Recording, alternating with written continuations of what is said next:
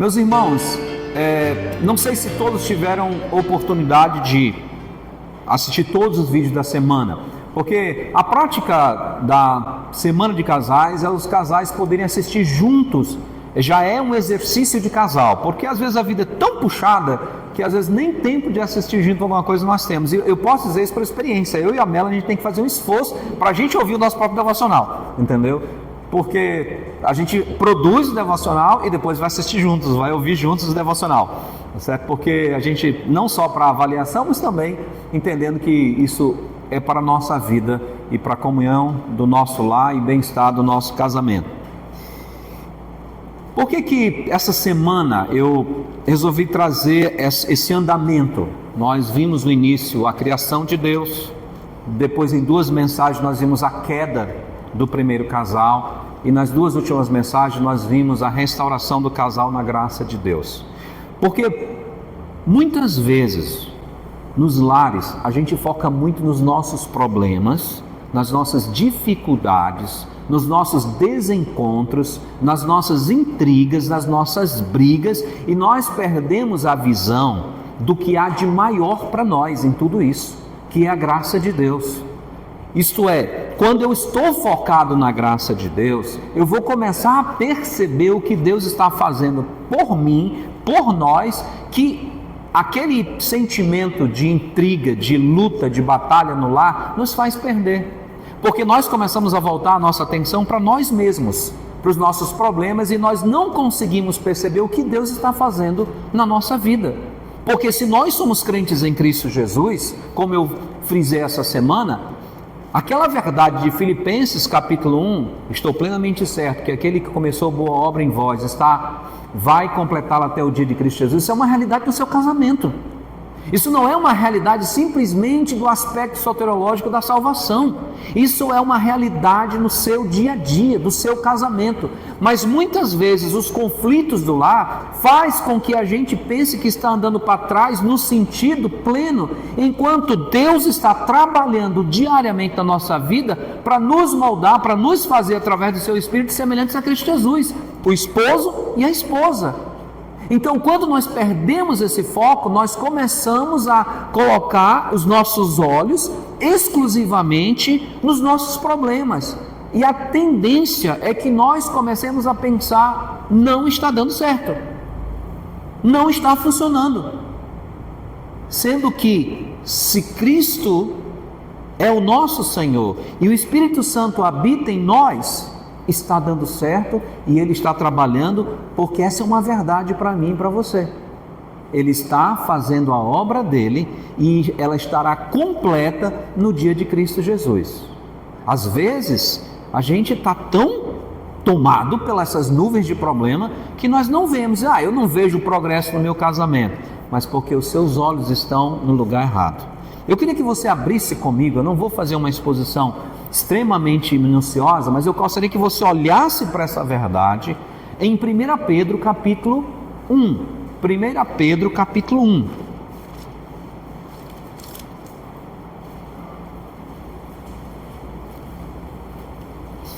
E nós vamos tomar o versículo 17 até ao versículo 23.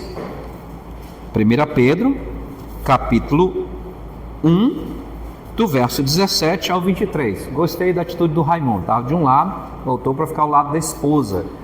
E é isso que é importante, né? Na hora a gente precisa estar, como diz Salomão, tem hora de se afastar, mas também tem hora de estar próximo. E esse é o momento de estar próximo, né? Então vamos lá. 1 Pedro capítulo 1, do verso 17 até ao verso 23.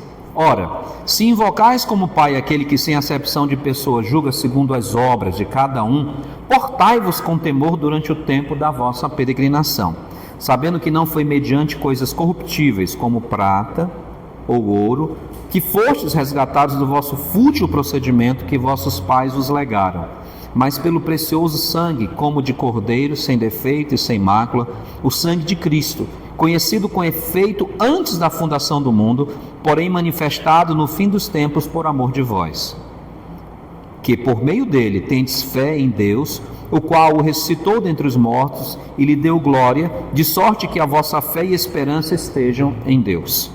Tendo purificado a vossa alma pela vossa obediência à verdade, tendo em vista o amor fraternal não fingido, amai-vos de coração uns aos outros ardentemente, pois fostes regenerados, não de semente corruptível, mas de incorruptível, mediante a palavra de Deus, a qual vive e é permanente. Vamos orar mais uma vez? Senhor Deus, na tua verdade, nós queremos hoje olhar para a grande obra que o Senhor fez em nossas vidas e que ela está sendo feita também no nosso lar. E dá-nos essa convicção hoje à noite, de que o Senhor está trabalhando no nosso lar para a tua glória, trabalhando no nosso lar para que nós possamos ser agentes do crescimento do reino. Se nós oramos em nome de Cristo Jesus, amém. Geralmente, quando nós olhamos esse texto, nós pensamos na igreja, nós pensamos em todos os irmãos e nós pensamos no aspecto fraternal geral. Nós pensamos aqui uns com os outros, mas dificilmente a gente reduz por um momento esse olhar para o casamento. Então, quando você olha 1 Pedro capítulo 1, nesses dias, esse era o meu objetivo, que você pegasse todo esse conhecimento que nós temos, que muitas vezes nós temos ele no intelectual e às vezes até achamos que isso é verdade praticando com outra pessoa fora da nossa casa, outra pessoa na convivência da igreja, mas poucas vezes nós revestimos dessa verdade para pensar na nossa comunhão com o nosso cônjuge. Então, o que eu tentei fazer essa semana é fazer vocês voltarem a olhar sobre o que Deus fez, está fazendo pela humanidade, mas em especial aplicando essa verdade para o casal, para o casamento, para vocês dois, para nós dois. Veja só que ele vai nos dizer, e aí eu gostaria de enfatizar o versículo 18.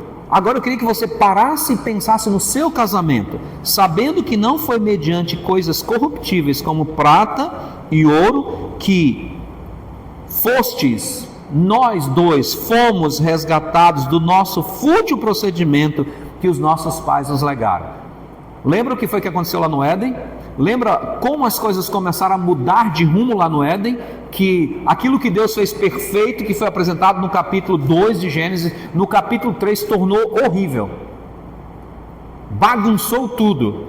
Então esse procedimento que os nossos pais, Adão e Eva, nos legaram, ele vem vindo de casal para casal, de família para família. Mas aquilo que aconteceu lá, aquela desgraça que aconteceu naquela tarde no Éden, ela é afastada, ela é restaurada no sentido de mudança de atitude pela obra de Deus. Então ele está dizendo aqui para nós que não foi mediante qualquer coisa, mas foi através do trabalho de Cristo Jesus, pelo preço grandioso, que nós fomos resgatados, fomos tirados do nosso fútil procedimento. Isso quer dizer o quê? Que o nosso procedimento no nosso lar agora está sobre uma nova ótica, a ótica da salvação que Cristo fez em nossas vidas, de maneira que no nosso tratamento não cabe mais, na graça de Deus, na restauração de Deus, não cabe mais a ofensa contra o nosso cônjuge.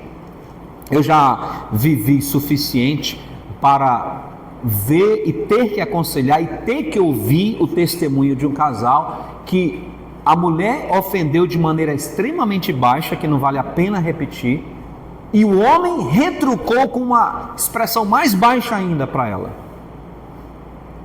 Meus queridos, isso não cabe naqueles que foram resgatados do seu fútil procedimento, de uma vida totalmente desregrada. São coisas que vieram com o pecado de Adão e Eva, mas quando Cristo salvou a nossa vida, quando Cristo nos libertou para que esse procedimento, esse tratamento tivesse uma mudança para ser de acordo com o nosso Senhor Jesus. Não é à toa que quando Paulo vai falar das obras, ele vai dizer o tratamento que o esposo deve dar para a sua esposa e o tratamento que o esposo deve dar para a esposa. Eu acho interessante quando há essa comparação em Colossenses, que Paulo diz uma coisa muito prática, né?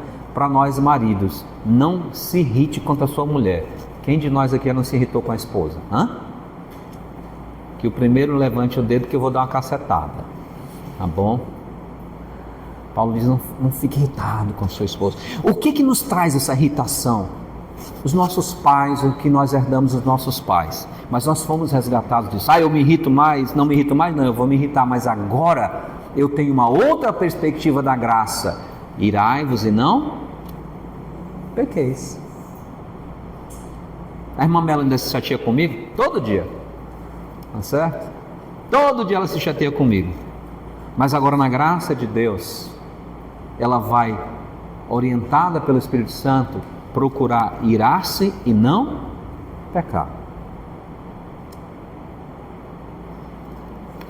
Continuando, quando nós olhamos quanto Deus pagou para que o nosso lar tenha uma harmonia, e o que Ele fez, e o preço que foi dado para que eu e você pudéssemos estar hoje à noite aqui, como servo de Deus, como crentes em Cristo Jesus, numa nova perspectiva de vida, verso 19: mas pelo precioso sangue, como de cordeiro, sem defeito e sem mácula, o sangue de Cristo Jesus. Deixa eu tentar fazer uma ilustração para você, né? Eu creio que você já ouviu, eu espero que você não tenha passado por isso, mas você já ouviu de famílias que se desunem, que entram em guerra por conta de herança. Eu acho que todos aqui já ouviram algum tipo de exemplo desse, né? Família era uma bênção. Obrigado, pastor. Eu já estava aqui virando um picolézinho. De azul estava ficando mais azul ainda. Obrigado. Então, o que acontece?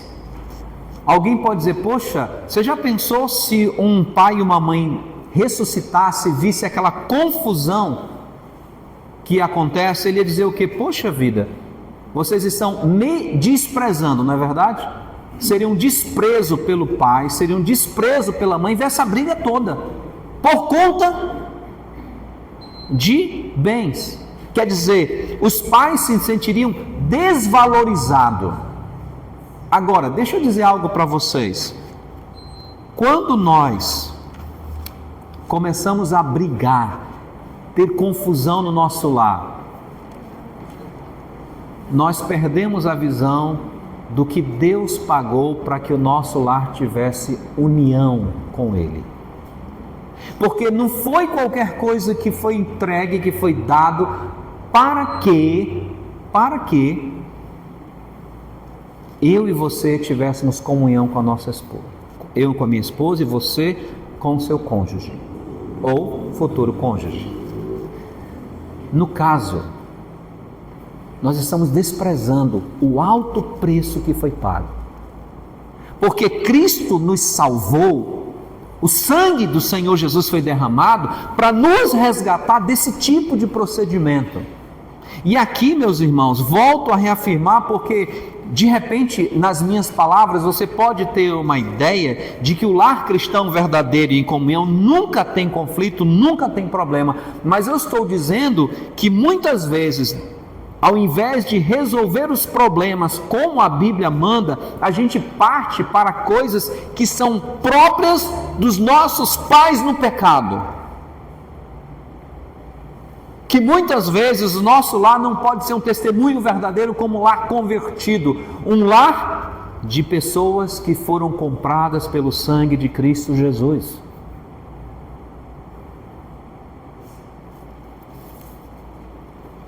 Eu já ouvi de filhos dizer: eu gostaria que meus pais morassem na igreja. E alguém perguntou por quê? Porque eles se dão tão bem lá, mas quando eles chegam em casa a coisa pega. O que é isso? É a falta dessa visão. Quando você olha para sua esposa, quando as coisas chegam no momento que você está percebendo que elas estão saindo do controle, lembre-se: peraí, Cristo deu a sua vida, Deus entregou o seu Filho para que nós vivêssemos em comunhão. se nós perdermos a nossa verdadeira comunhão, nós estaremos jogando fora, nós estaremos desprezando o alto preço que Cristo deu, pagou, que Deus deu, para que nós hoje fôssemos chamados um casal em Cristo Jesus. É assim que funciona. Continue comigo. Verso 20 tem uma frase muito interessante aqui.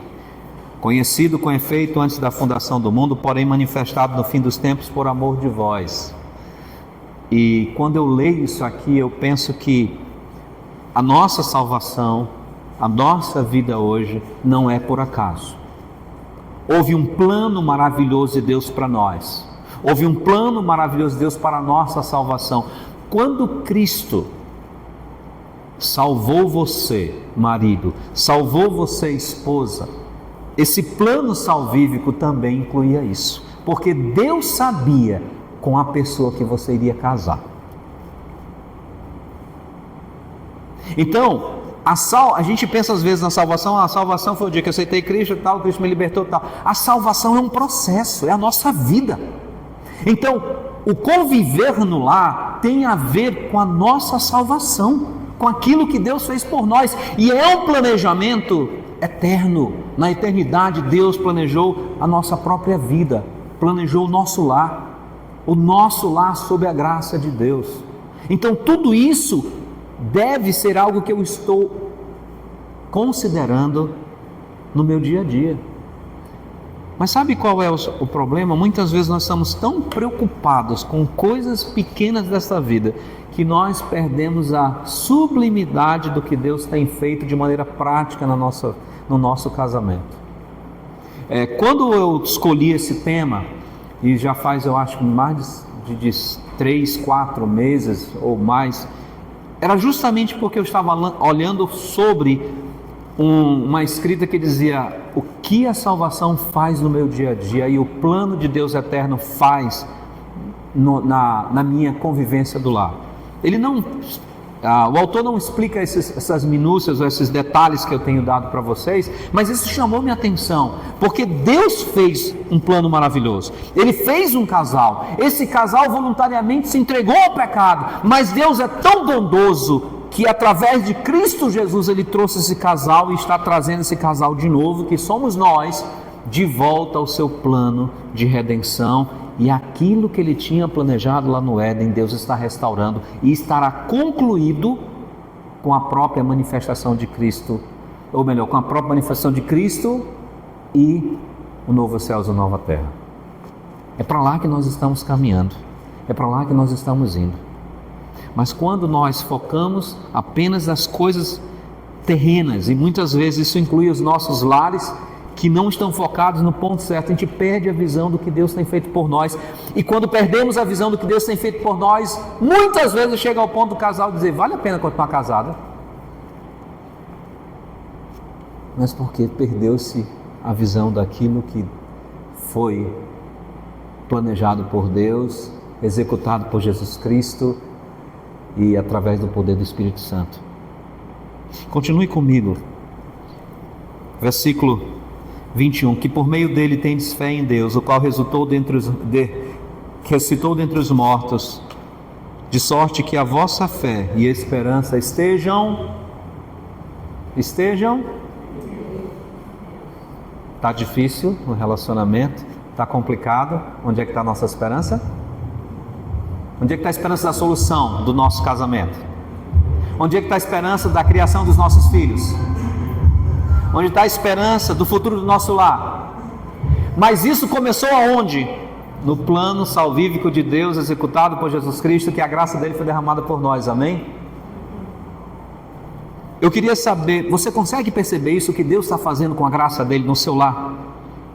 Que não é simplesmente fórmulas mágicas, porque eu não sou contra, a gente espera na próxima semana trabalhar um pouco mais de prática dos conflitos do lar, mas nós precisamos entender o que Deus está fazendo e o efeito dele na nossa vida, e a esperança do nosso lar e do nosso casamento sempre será Deus, sempre será o Senhor. Não haverá um fundo de poço que agora não tem mais jeito. Por quê? Porque a esperança do nosso casamento não está simplesmente do que o outro não vai nunca fazer nada de mal contra mim, ou que ele nunca vai fazer nada de errado. A esperança do meu casamento está exclusivamente em Deus. A esperança do meu lar está exclusivamente em Deus. E quando qualquer expectativa e esperança não é Deus, facilmente o lar se acaba. Se a esperança e a expectativa do lar está na beleza, e graças a Deus essa não era da irmã Melanie, tá bom? A expectativa dela. Então, quando passar a beleza, o que vai acontecer com esse lar? O que vai acontecer com esse casamento? Vai acabar. Quando a expectativa está nos bens, a esperança desse lar está nos bens, o que vai acontecer quando se acontecer um desastre financeiro? O lar vai acabar. E se a expectativa for uma família, ter filhos, quando esses filhos se forem, o que vai acontecer com esse lar? Vai acabar. Mas a nossa esperança dentro da salvação para todos os aspectos da nossa vida, inclusive no nosso casamento, sempre será Deus. É assim que funciona, é assim que é, e é assim que ele está sólido. E não é diferente, pegando aquela parábola que o Senhor Jesus Cristo contou, sobre aquele que edificou sobre a rocha, aquele que edificou sobre a areia. Aquele que ouve as minhas palavras e as pratica é considerado um homem prudente que construiu sua casa sobre a rocha. E a gente vai mais na frente ver isso daí. Que por meio dele tendes fé em Deus, o qual o ressuscitou dentre os mortos, lhe deu glória, de sorte que a vossa fé e a esperança estejam em Deus. Temos vivido tempos difíceis e recentemente foi colocado no nosso grupo de pastores uma notícia sobre um pastor internacional. Eu imagino que ele seja americano, mas é um pastor muito conhecido do meio tradicional e ortodoxo, mas que caiu em pecado de adultério. Foi afastado do seu ministério. A gente imagina o estrago que aconteceu na sua denominação, inclusive fora dela. A gente deve sempre viver sobre essa perspectiva do que Deus fez por nós. Verso 22. Porque tendo purificado a vossa alma pela vossa obediência à verdade, tendo em vista o amor fraternal não fingido, amai-vos de coração uns aos outros ardentemente. A gente pensa nesse versículo geralmente quando a gente pensa no tratamento de irmão para com irmão na igreja. Mas eu gostaria que você olhasse hoje à noite pensando exclusivamente no seu cônjuge. Tendo purificado a vossa alma pela vossa obediência à verdade, tendo em vista o amor fraternal, não fingivos. Ame seu cônjuge de coração ardentemente. Essa é a perspectiva bíblica da salvação. Porque se eu olho para esse versículo e penso apenas nessa convivência do domingo, na convivência do sábado, na convivência aqui de programações sociais entre os irmãos, eu estou esquecendo de uma aplicação prática dessa verdade da salvação na nossa vida. O meu casamento. Casamento que, independente se vocês casaram quando eram incrédulos, se não tiveram aquela cerimônia religiosa evangélica, continua sendo, um casamento abençoado por Deus. É um casamento abençoado pelo Senhor. Felizes são aqueles que podem, que têm condições e oportunidade pela sua vida de ter essa cerimônia religiosa. Mas mesmo aqueles que não tiveram, são também casamentos abençoados por Deus. São aqueles que, alguns talvez só casaram no civil, Alguns, na sua incredulidade, casaram apenas numa igreja idólatra, mas é um casamento abençoado por Deus, e que deve cumprir essa verdade do Senhor, deve cumprir essa verdade de Cristo: amai-vos ardentemente. O amor verdadeiro tem que estar no nosso casamento. E como eu lembro disso? Eu lembro disso que Jesus Cristo me salvou para que eu ame a minha esposa ardentemente, de forma que o exemplo deste amor para os maridos é o próprio amor de Cristo. O exemplo do amor para a esposa também é o de Cristo, mas agora é o amor que a igreja tem que ter pelo Senhor Jesus Cristo também. E eu quero ir para o último versículo, versículo 23. Pois fostes regenerados, não de semente corruptível, mas da incorruptível, mediante a palavra de Deus, a qual vive e é permanente. Nossa base de ideias, pensamentos, conclusões deve ser a palavra de Deus. E ela deve ser absorvida como verdade, ainda que muitas vezes nós não consigamos ver isso na nossa vida. E deixa eu tentar dar um exemplo de um caso de aconselhamento.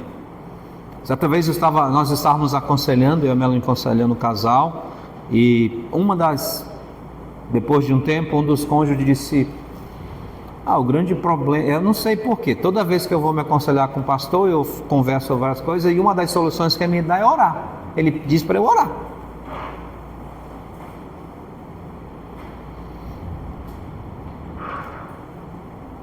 Quem foi que disse que nós devíamos realmente orar, irmão? Foi o pastor Elias? Quem é que diz que a solução dos nossos problemas é orar? Foi o próprio Senhor Jesus.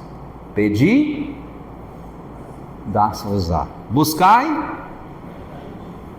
batei, porque todo que pede, todo que busca, e aquele que bater, vai ser aberto a porta. Não fui eu que disse isso, foi o Senhor Jesus.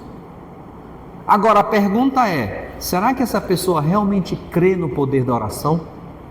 Será que realmente essa pessoa está orando para que os seus problemas sejam resolvidos conforme Deus e da maneira que deve ser orado? Então, o que o último versículo está dizendo para nós é que a verdade da palavra de Deus deve estar no nosso coração, ainda que nós não vejamos da maneira que nós queremos ver. Isso inclui tudo no nosso lar, nossos filhos, nossos desafios como casal. Mas eu gostaria de pensar durante a semana só apenas sobre o casal. Qual é a dificuldade que vocês estão tendo no relacionamento de vocês? Se é que tem dificuldades, que você pode considerar uma dificuldade mais drástica. Talvez alguns estão no princípio apenas como é que se arranjam, né? Eu, aqui por conhecer já alguns jovens, né? Estou vendo que alguns jovens estão ali no início da caminhada. Sempre no início do casamento tem muito atrito para começar a ajustar ali as diferenças de personalidade, diferença de criação, diferença de costume, diferença de manias. E parece que são uns 3 anos assim, 2, 3 anos que vão difíceis, né? Até que o casal começa a criar novas manias, essa é a verdade, entendeu? O casal vai se juntando e vai criando outras manias, aí vai deixando umas e criando as outras que ninguém sabe de onde que surgiu, mas cria, entendeu? Mas vão se ajustando. Aí depois vem a perspectiva, às vezes, da própria estabilidade do casamento, e depois essa estabilidade, digo financeira, depois, ou às vezes antes, pode mudar, vem a questão dos filhos, e aí tantas outras coisas, de maneira que tem tempo que o casamento enfrenta muito mais batalhas que outros, mas sempre está enfrentando alguma coisa. Então, voltando, como vocês estão enfrentando isso à luz da palavra de Deus? Como é que vocês estão procurando ver a solução disso à luz da palavra de Deus? Porque na internet, seja no YouTube, seja no TikTok, seja nos blogs da vida, não falta gente com solução mágica. Mas a solução para a vida do homem e o procedimento correto, que tem efeito verdadeiro, nós só vamos encontrar em um lugar: na palavra de Deus. Porque ela vai nos dar direção. Como eu vou solucionar esse problema de acordo com a palavra de Deus? E aí eu quero concluir com aquilo que eu falei nos últimos devocionais. Nós temos um auxílio precioso para esses momentos até de dificuldade de saber o que fazer. Porque tem algo que nos educa. O que é? Vamos ver se alguém ainda lembra. O que nos foi dado, o auxílio que vai nos educando? O Espírito Santo, mas em especial a graça de Deus. A graça se manifestou salvadora a todos os homens, educando-nos. Meus irmãos, é muito interessante quando a gente procura caminhar com Deus. E eu e a Melanie sempre tentamos enfatizar isso, e espero que a gente passe isso de maneira bem clara. Nós temos as nossas dificuldades como casal. Nós temos. Mas graças a Deus, até aqui, nós temos permitido que a graça de Deus nos ensine como vencer esses problemas. Não são fáceis. Tem dia que, se ela pudesse, ela tacava a panela em mim. Entendeu? Brincadeira, ela não é desse tipo de mulher, né? Nem de tacar panela, nem de queimar o arroz, nem de queimar a roupa do marido, né? Então, mas Deus tem nos ajudado. Mas a graça de Deus tem nos dado essa bênção de olhar e tentar resolver aqueles problemas. Os problemas de cada um de vocês talvez não sejam iguais aos nossos, talvez sejam bastante diferentes. E deve talvez ser diferente no sentido específico. Mas a mesma graça que está sobre nós, também está sobre vocês. O mesmo Deus que derramou a sua graça sobre o nosso lar, derramou sobre o de vocês. E se Deus tem nos dado essa graça de permanecer até aqui, esse Deus também dará forças e graça para que vocês continuem andando muito mais. Amém? É assim que funciona. Fechando essa semana, eu gostaria de incentivar vocês. Quando vierem os problemas, vierem as dificuldades, vierem os conflitos, pense o seguinte: Deus fez algo maior, mais sublime e com um preço sem igual para que o nosso lar, para que o nosso casamento de fato seja aquilo que Ele planejou lá no princípio. Então, o meu papel e o papel da minha esposa é que a gente se esforce para se submeter à vontade de Deus, para que naquele dia, quando Ele completar essa obra, nós sabermos que nessa caminhada a nossa parte foi voluntária e não apenas obrigatória. Que o Senhor abençoe cada um de vocês, que o Senhor enche o coração de vocês da esperança do que Ele tem feito e vai fazer de maneira perfeita até o dia de Cristo. Amém? Vamos orar. Senhor amado Deus, somos gratos pelas Tuas bênçãos e porque Jesus Cristo veio a este mundo, viveu entre nós, deixou o seu testemunho de vida, sofreu por nós, morreu por nós, ressuscitou por nós, intercede por nós, para que o nosso casamento cada dia mais seja aperfeiçoado conforme a Tua vontade e restaurado para a glória do Senhor. Que as mensagens dessa semana possam ajudar a todos, independente no nível de desenvolvimento, de entendimento, de crescimento que cada casal tem aqui, independente dos anos de casado que tem aqui, e que todos eles se apropriem dessa verdade, da salvação de Cristo, do sacrifício perfeito de Cristo, foi para o casamento também deles.